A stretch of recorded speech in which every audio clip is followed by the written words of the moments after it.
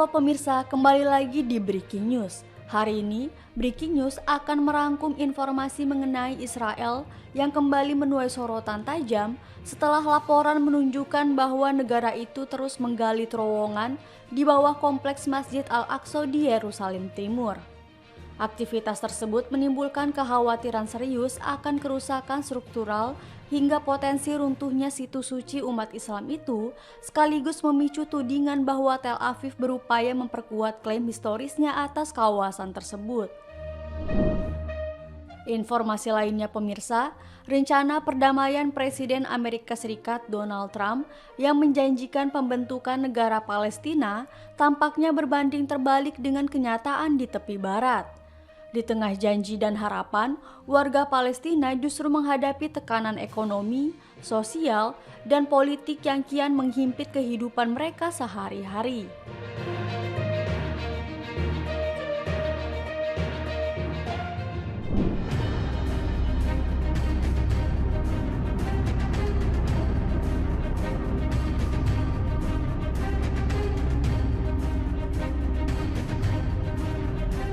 Militan Houthi Yaman mengaku bertanggung jawab atas serangan terhadap kapal kargo berbendera Belanda, Minerva Grach, yang terbakar di Teluk Aden pada Rabu 1 Oktober.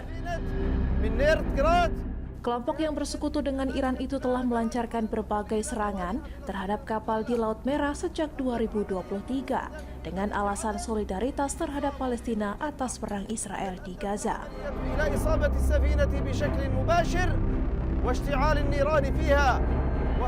Menurut juru bicara militernya, serangan terhadap Minerva Grach pada Senin lalu dilakukan menggunakan rudal jelajah.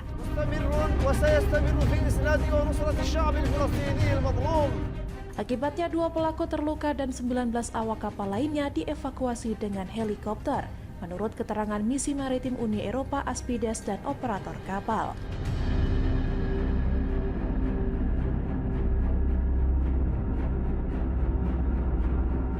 Perusahaan operator berbasis Amsterdam, Spilthof, menyebut kapal tersebut terkena serangan saat berada di perairan internasional Teluk Aden, menyebabkan kerusakan parah dan kebakaran.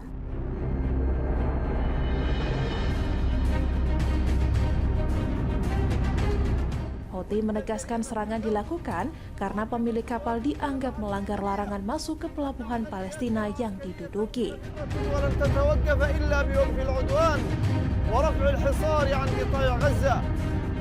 Ini menjadi serangan pertama kelompok tersebut terhadap kapal komersial sejak 1 September ketika kapal tanker milik Israel Scarlet Ray diserang di dekat pelabuhan Yanbu, Arab Saudi.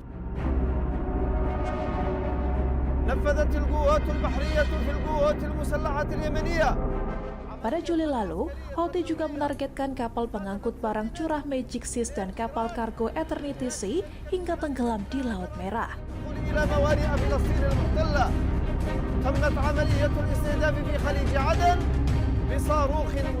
Serangan signifikan terakhir mereka di Teluk Aden sebelumnya terjadi pada Juli 2024 terhadap kapal kontainer Lobivia berbendera Singapura.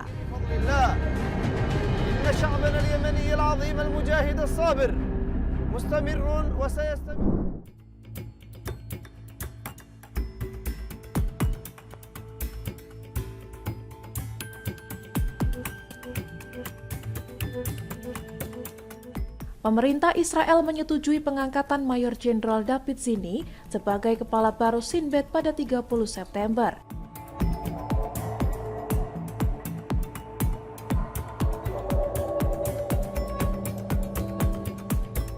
Zini akan mulai menjabat pada 5 Oktober untuk masa tugas 5 tahun.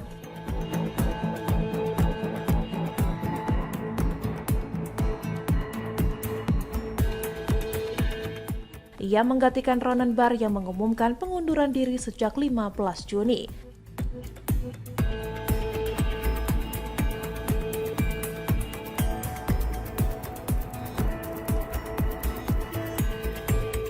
Shin Bet berperan dalam investigasi anti-terorisme dan kerap berada di tengah konflik politik antara pemerintah Netanyahu dan para pengkritiknya.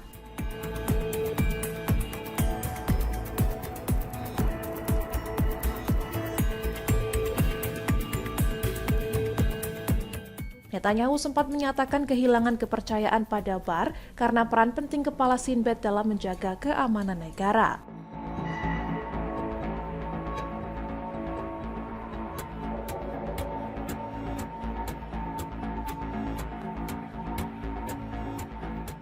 Rencana pemecatan Barr memicu protes luas dengan tuduhan pemerintah merusak institusi demokrasi.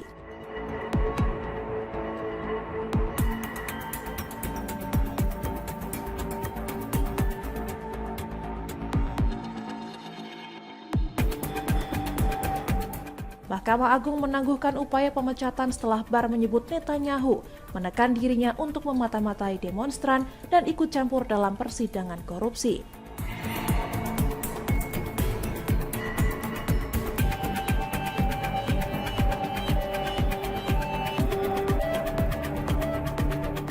Netanyahu membantah tuduhan tersebut dan menyebut Barr berbohong.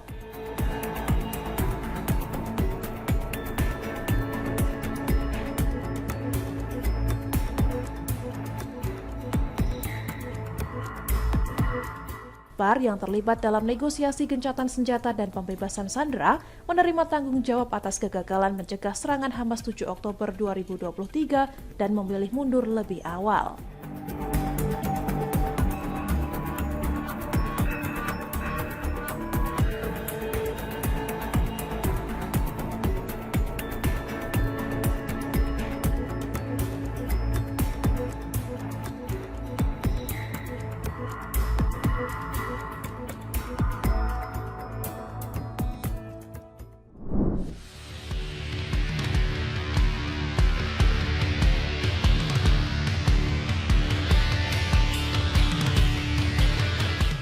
Presiden Amerika Serikat Donald Trump memberikan ultimatum kepada kelompok perjuangan Palestina, Hamas.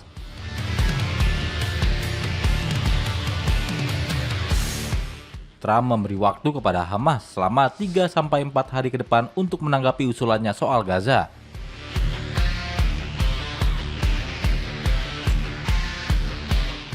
Ultimatum ini disampaikan Donald Trump saat kelompok militan Palestina tersebut meninjau proposal yang didukung oleh Israel.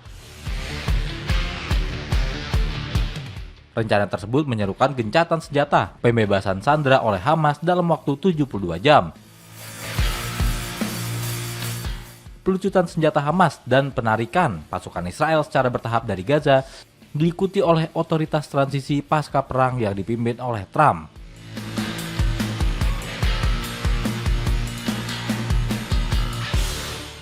Trump mengumumkan kesepakatan soal Gaza itu ketika berada di Gedung Putih pada Senin 29 September 2025.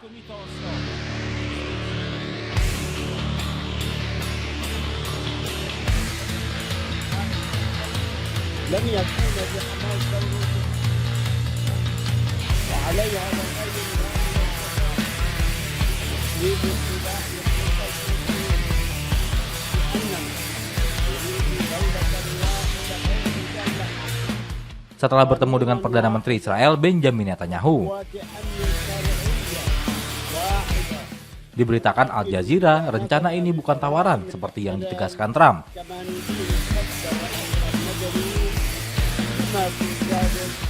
Trump secara khusus telah mengatakan kepada Perdana Menteri Israel Benjamin Netanyahu bahwa jika Hamas tidak menerima, dia harus melakukan apa yang harus dia lakukan, yaitu secara efektif memberikan lampu hijau untuk tindakan intensif Israel di Gaza.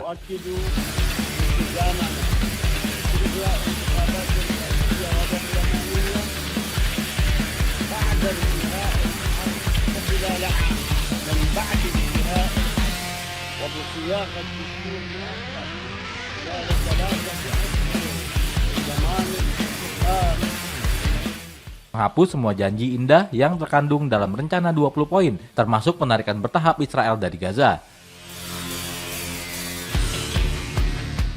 Pemerintahan sendiri di Gaza, kembalinya orang-orang dari Gaza jika mereka mau.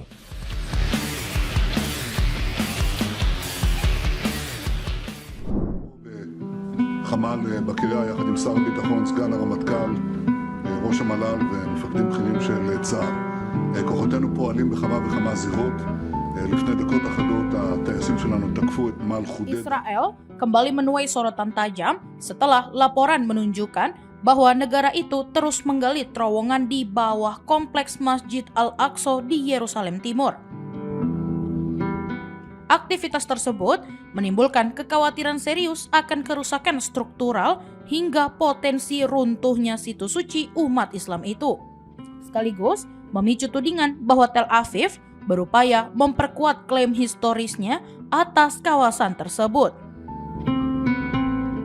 Laporan dari Anadolu Agency mengungkapkan bahwa pekerjaan penggalian yang dilakukan Israel di bawah Masjid Al-Aqsa masih berlangsung hingga saat ini. Meskipun berbagai kecaman telah dilayangkan terkait kerusakan yang ditimbulkan. Aktivitas tersebut dianggap semakin beresiko karena bisa melemahkan fondasi situs bersejarah itu dan mengancam keselamatannya.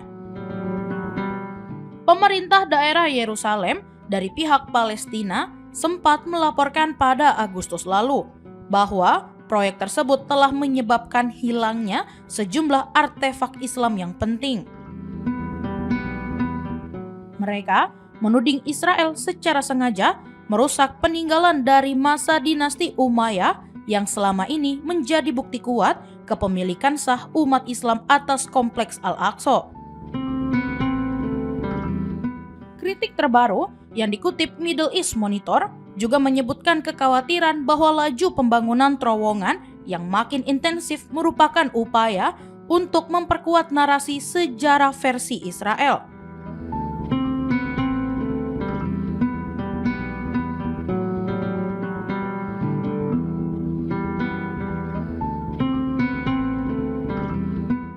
Padahal langkah itu dianggap sebagai pelanggaran terhadap hukum internasional dan pelanggaran atas status quo kawasan suci tersebut.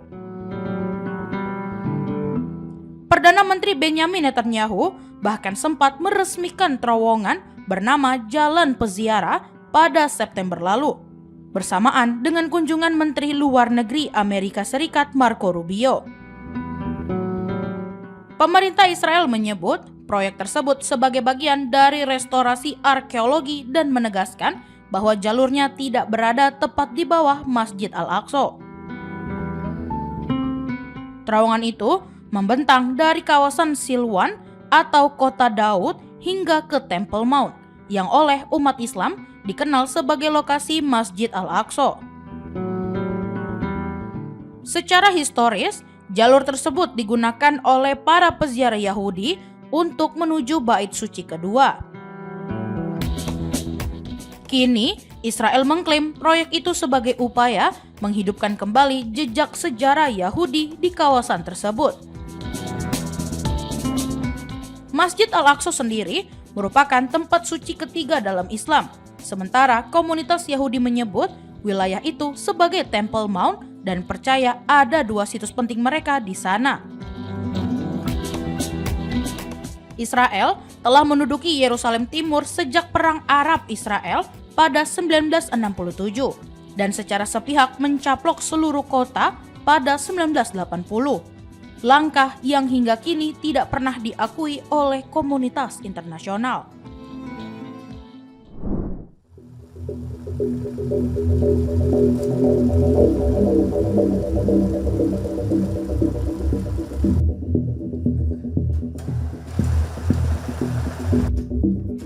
Rencana perdamaian yang diusung Presiden Amerika Serikat Donald Trump untuk membentuk negara Palestina menghadapi kenyataan pahit di wilayah tepi barat.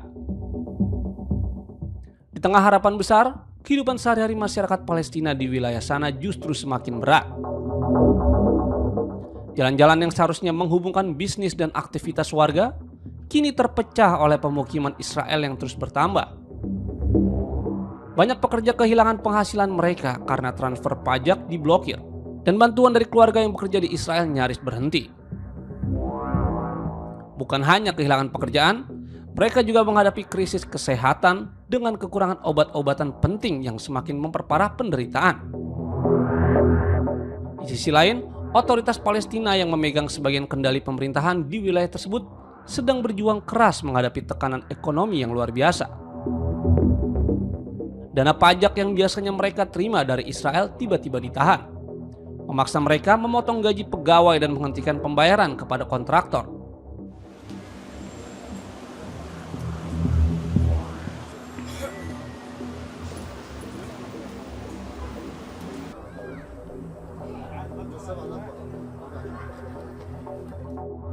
Tekanan ini bukan hanya soal angka dan kebijakan, tapi tentang kehidupan jutaan orang yang bergantung pada layanan dasar seperti kesehatan, pendidikan, dan keamanan.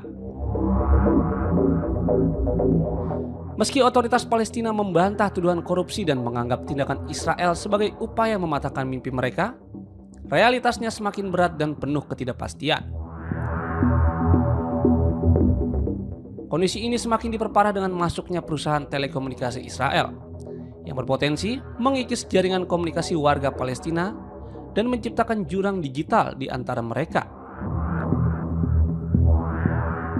Semua ini terjadi di tengah krisis politik yang belum pernah dialami sejak otoritas Palestina dibentuk 30 tahun lalu. Di balik angka-angka dan laporan resmi, ada wajah-wajah manusia yang berjuang mempertahankan harapan di tengah gelombang kesulitan yang tak kunjung usai. Mereka menanti masa depan yang lebih baik, sebuah negara yang merdeka dan kehidupan yang layak untuk generasi yang akan datang.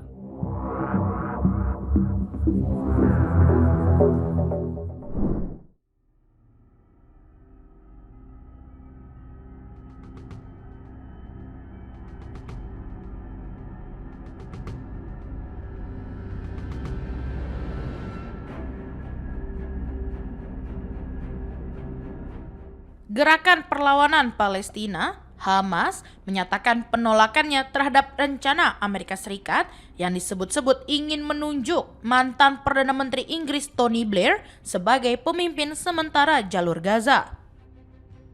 Hamas menegaskan bahwa rakyat Palestina memiliki hak penuh untuk mengatur wilayahnya sendiri tanpa campur tangan asing.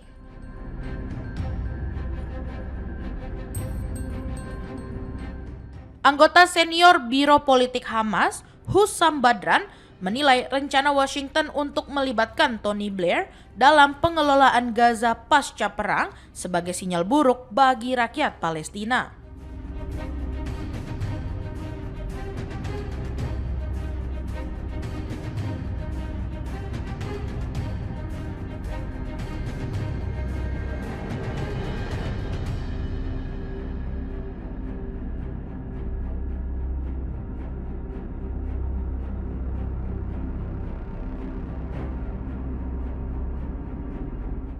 Dalam pernyataannya di Telegram, ia menyebut Blair sebagai saudara iblis dan berpendapat bahwa sosok tersebut seharusnya diadili atas perannya dalam perang Irak ketimbang diberi peran politik baru di wilayah Palestina.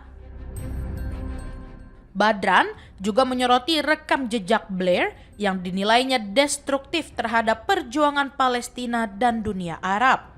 Ia menegaskan bahwa masa depan Gaza maupun tepi barat sepenuhnya merupakan urusan internal Palestina yang harus diputuskan melalui kesepakatan nasional, bukan ditentukan oleh kekuatan luar.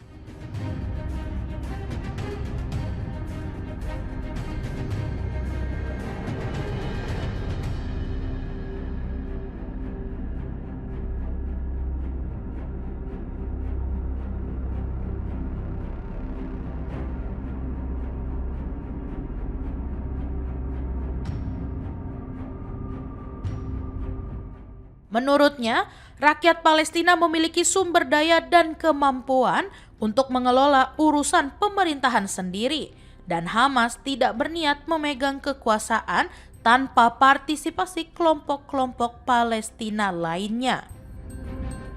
Media Israel sebelumnya melaporkan bahwa Blair tengah menyiapkan proposal pembentukan otoritas transisi internal Gaza, sebuah badan sementara yang didukung Presiden Amerika Serikat Donald Trump dan menantunya Jared Kushner. Rencana itu mencangkup pembentukan Dewan Internasional untuk mengatur wilayah pesisir Gaza sebelum menyerahkan kendali kepada otoritas Palestina, termasuk langkah pelucutan senjata Hamas yang telah memimpin Gaza sejak 2007.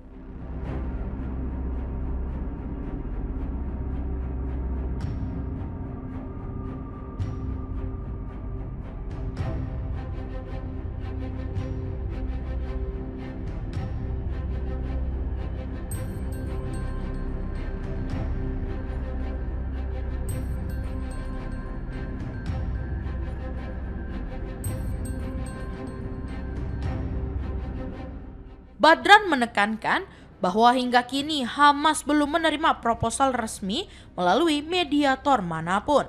Informasi yang beredar katanya masih sebatas laporan media. Ia juga menyebut bahwa negosiasi gencatan senjata terhenti sejak upaya pembunuhan terhadap pimpinan Hamas di Doha pada awal September dan tidak ada inisiatif baru yang diterima sejak itu. Penolakan Hamas terhadap rencana tersebut muncul di tengah meningkatnya ketegangan di Gaza. Sejak Israel melancarkan operasi militer pada 7 Oktober 2023, lebih dari 66.000 warga Palestina telah tewas dan lebih dari 168.000 lainnya terluka, mayoritas merupakan perempuan dan anak-anak.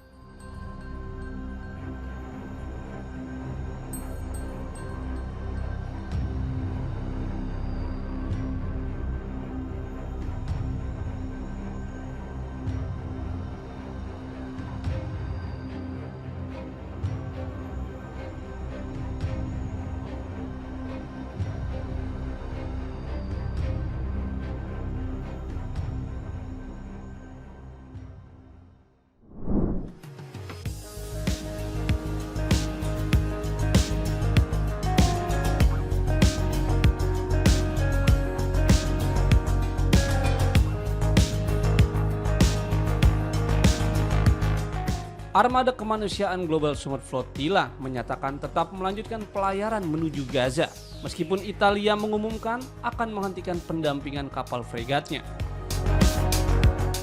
Keputusan tersebut disampaikan oleh kelompok penyelenggara dalam unggahan media sosial pada Selasa 30 September.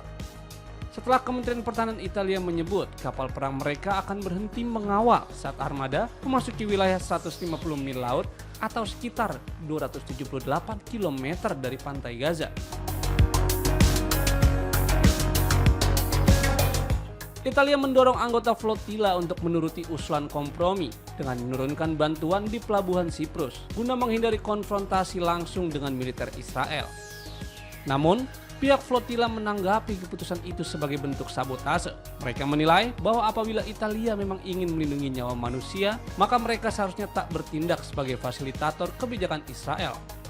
Bahkan sampai menekan warga sipil untuk mundur dari misi kemanusiaan tersebut. Langkah Italia dan Spanyol sebelumnya menjadi harapan banyak orang setelah keduanya mengerahkan kapal angkatan laut untuk mengawal flotilla. Menyusul insiden serangan oleh drone tak dikenal di perairan internasional dekat Yunani.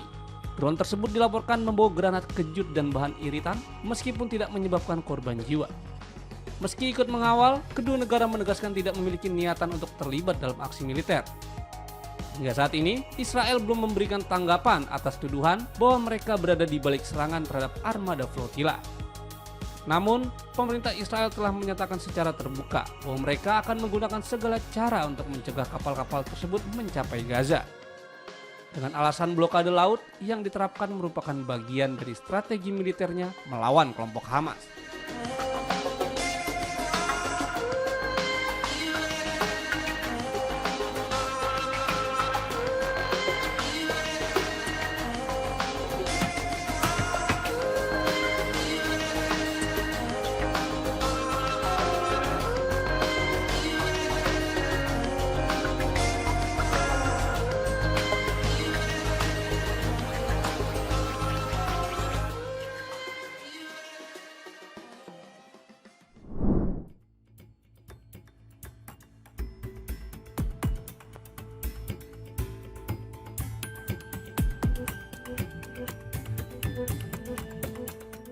Italia akan mengakhiri dukungan untuk mengawal armada internasional Gaza saat mendekati tujuannya di Gaza.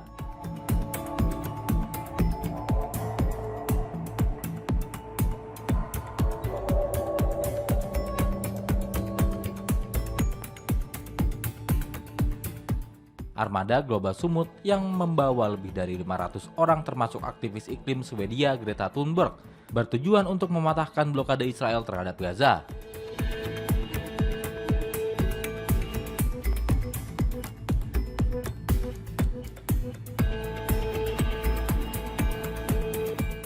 Italia menyatakan akan berhenti mengawal armada internasional yang berupaya mengirimkan bantuan ke Gaza dengan kapal militer.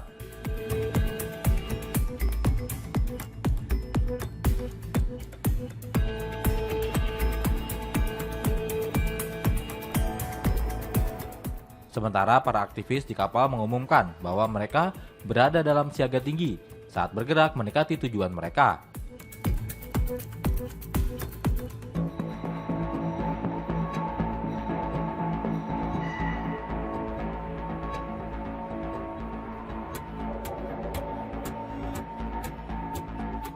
Armada Sumut Global yang terdiri dari lebih dari 40 kapal sipil dengan lebih dari 500 orang termasuk anggota parlemen, pengacara dan juru kampanye iklim Swedia Greta Thunberg bertujuan untuk mematahkan blokade Israel terhadap Gaza.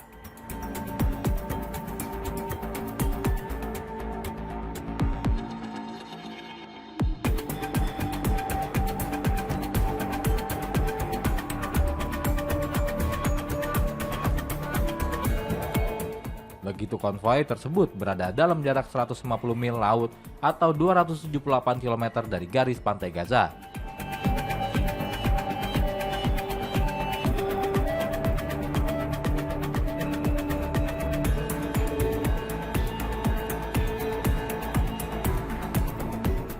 Fregat Italia yang mengawalnya bersiap untuk berhenti, kata Kementerian Pertahanan Italia dalam sebuah pernyataan.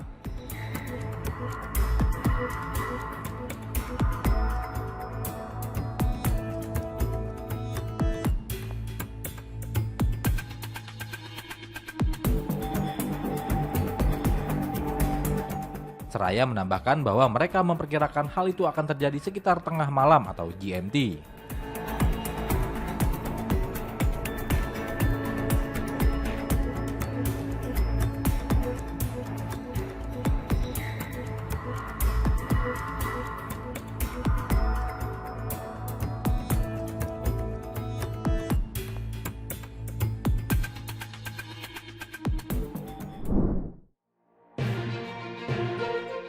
Demikian informasi yang dapat kami sampaikan pemirsa. Terima kasih telah bergabung bersama kami. Sampai jumpa di Breaking News berikutnya setiap hari pukul 7 malam hanya di kanal YouTube TV One Newscom.